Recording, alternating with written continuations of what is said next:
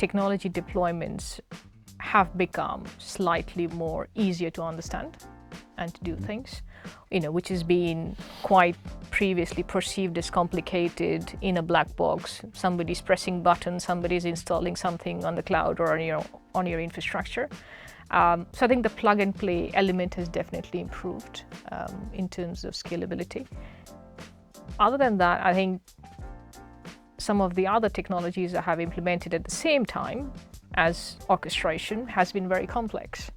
So I think it goes to show how much you're putting into your solution design. That is the crux of it. Technology spinning up, spinning down, training users is a part of it. But if you don't nail down your solution design before you want to configure something, that's the place that we are refining, constantly fine-tuning and getting better at it. Our first few deployments wasn't 4 to 6 weeks, it was much longer.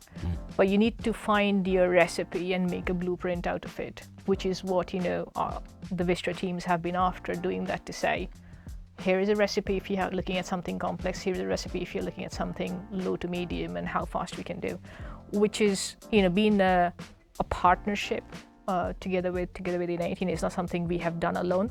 But that has made a difference on how we could accelerate the deployment.